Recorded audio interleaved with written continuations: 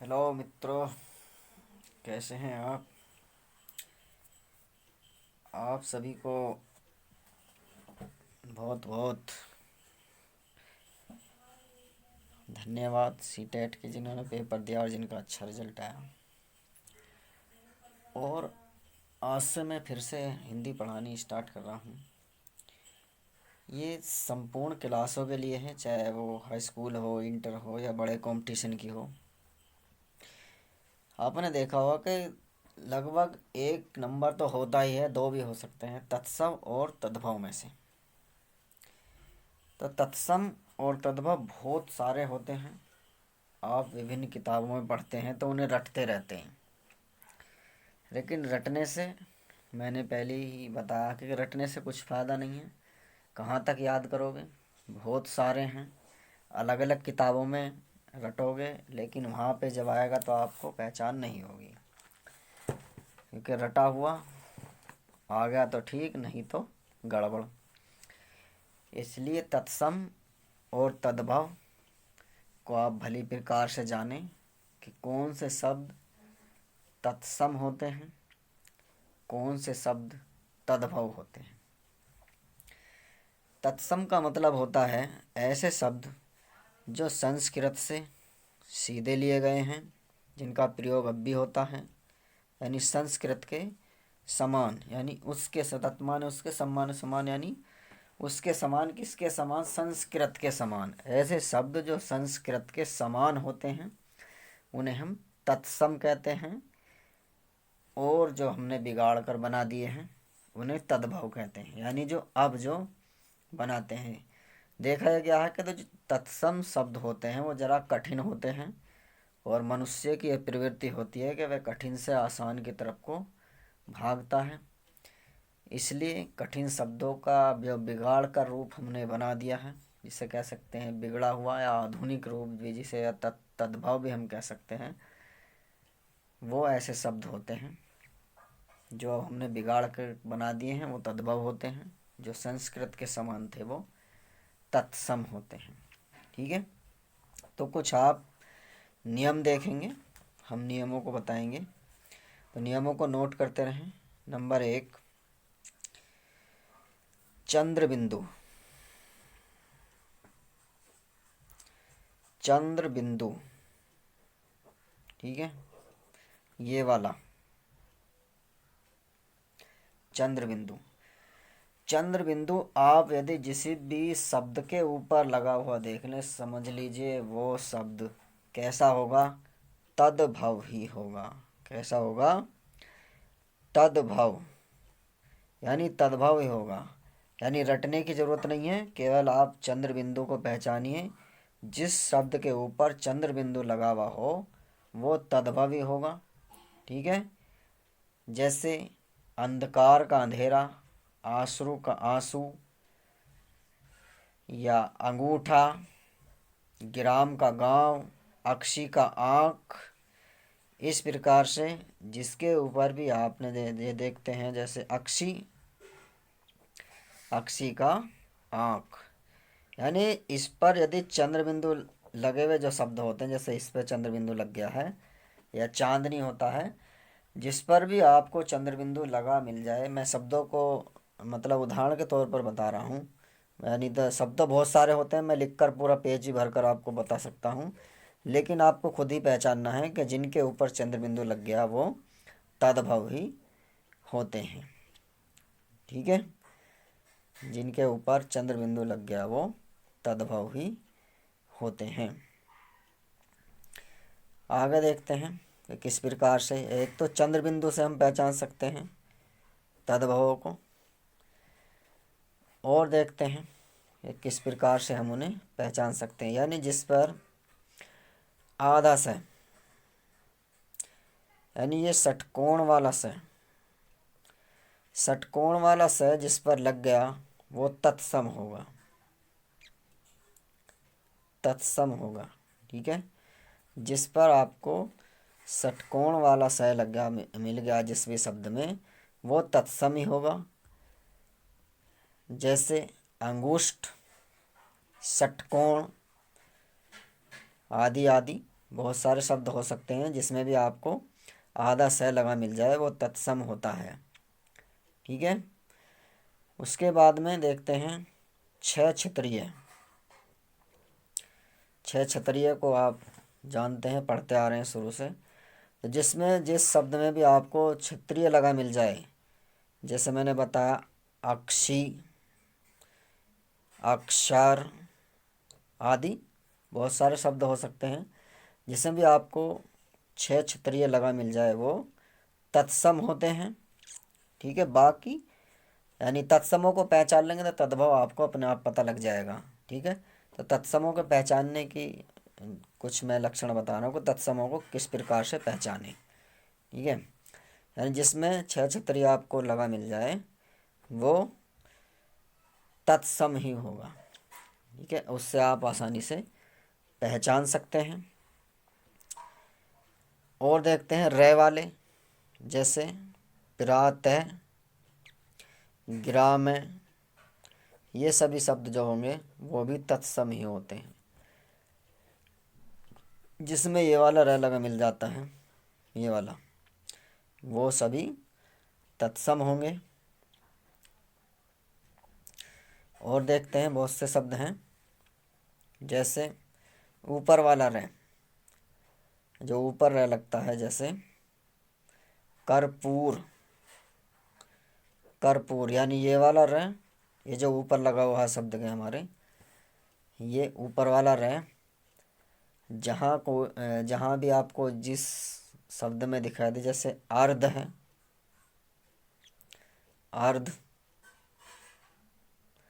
यानी ये वाला शब्दों के जो ऊपर लगा हुआ रे मिलता है वो भी तत्सम ही होता है। और देख लेते हैं कुछ शब्द, जैसे आश्चर्य, इसमें भी ऊपर रे लग गया। तो इस ट्रिक से आप पहचान सकते हैं कि कौन सा तद्भव है, कौन सा तत्सम है। और देख लेते हैं तय त्रिशूल वाला, जिसमें आपको तय त्रिशूल लगा हुआ हो, जैसे राजपूत, राजपुत्र, राजपुत्र, राजपुत्र का राजपूत हो जाएगा, राजपूत यानी त्रय का तय में परिवर्तन हो जाता है। उसके बाद में देखते हैं हम कुछ और शब्दों को देखते हैं, जहाँ पे स लगा हुआ हो, स, उसका छोटे स में परिवर्तन हो जाता है, स का स में, यानी जहाँ पे बड़ा स हो, बड़े स का छोटे स में परिवर्तन होना भी तत्सम का एक नियम है। जैसे स्वसुर यानी स्वसुर का ससुर, स्वसुर का ससुर हो जाएगा, यानी यहाँ पे जो बड़ा स है वो छोटे में परिवर्तन हो गया है।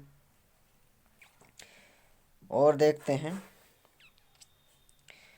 यानी षटकोण वाला, जो मैंने पहले आपको बता भी दिया, जहाँ पे आपको आधा से लगा मिले, जैसे अंगूठा है आदि आदि बहुत सारे शब्द होते हैं ऐसे।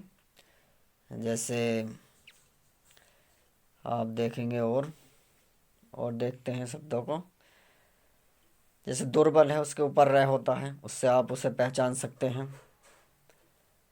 षष्ठ है, छठा है, राष्ट्र है, आदि आदि जो शब्द होते हैं। जैसे राष्ट्र को आप ऐसे इस तरीके से लिखते हैं तो ये भी हमारा तत्सम हो जाता है।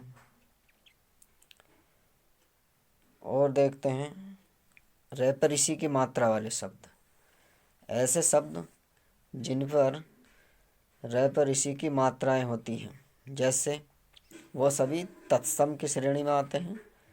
जैसे पृथ्वी, विरत, पृष्ठ,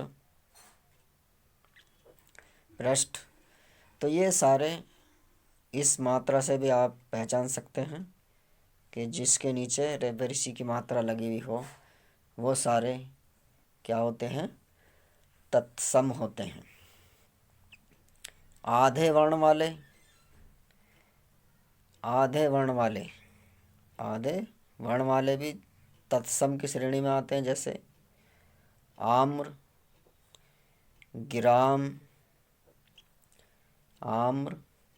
गिराम, वाष्प, यानी ये आधे वर्ण जो होते हैं, ये वाले ग्राम, ये वाले आधे वर्ण, जैसे अग्नि,